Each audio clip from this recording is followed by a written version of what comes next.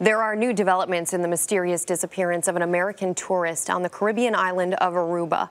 Robyn Gardner of Frederick, Maryland, vanished almost 4 months ago, and the man that police believe may have murdered her, Gary Giordano of Gaithersburg, Maryland, was taken into custody. But now he's about to be released, and something prosecutors describe as a huge setback for their case. CBS News correspondent Lee Cowan reports. Gary Giordano was the prime suspect, the only suspect, in the disappearance of Robyn Gardner, a 35-year-old American tourist who took off to Aruba for a vacation with Giordano after meeting him online. But she was never seen alive again. Prosecutors immediately pointed the finger at Giordano, but never charged him with a crime. So, after more than 100 days in custody, an Aruban judge said enough was enough. Giordano could be a free man as early as next week. All along, Giordano maintained that Gardner had been swept out to sea in August as the pair was snorkeling at sundown.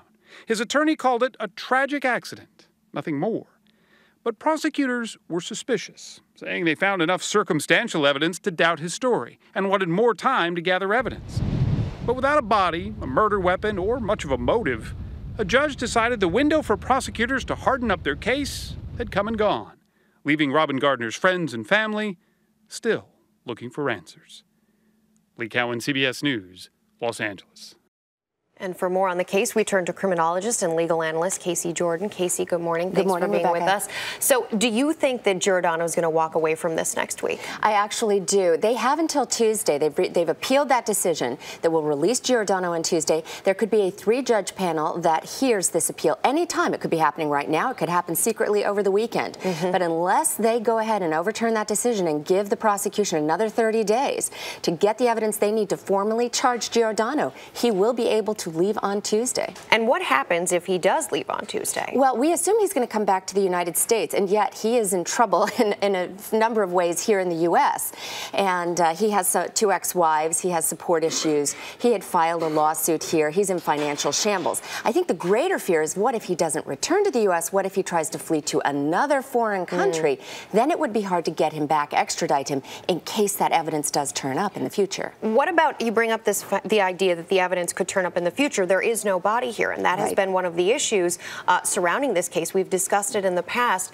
Is there a statute of limitations, though, that if this body turns up at some point in the future, Giordano at some point in the future is linked to this, that he would be able to or not be able to face charges depending on the time? No, absolutely. The Aruban officials, the prosecution, is hoping that the hard evidence, I mean, this is the problem. They do not have hard direct evidence, not enough to make a homicide charge stick. They don't believe his story. They believe that $1.5 million insurance policy that he took out on this woman he barely knew is circumstantial. But without a body, in theory, you could charge somebody without a body, but you would have to have direct evidence, an eyewitness, computer records, some kind of journal. They want more time to analyze his computer to see if there's any record, any journaling, anything that could directly link him to a homicide plot.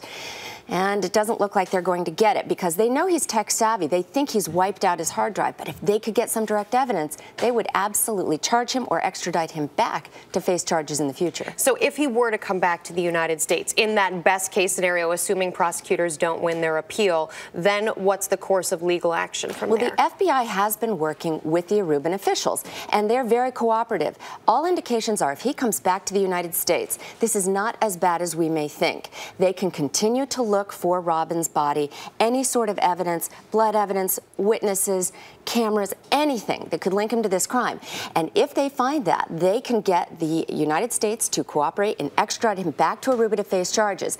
Again, him coming back to the United States, as long as he stays here, is not so bad. We'll know where he is. If he goes elsewhere, could be another Johan van der Sloot story. Last question, Gardner's family, can they face, or will Giordano face a civil lawsuit from them? They absolutely can file a civil suit for wrongful death. Again, the preponderance of evidence is a much lower standard to try to meet.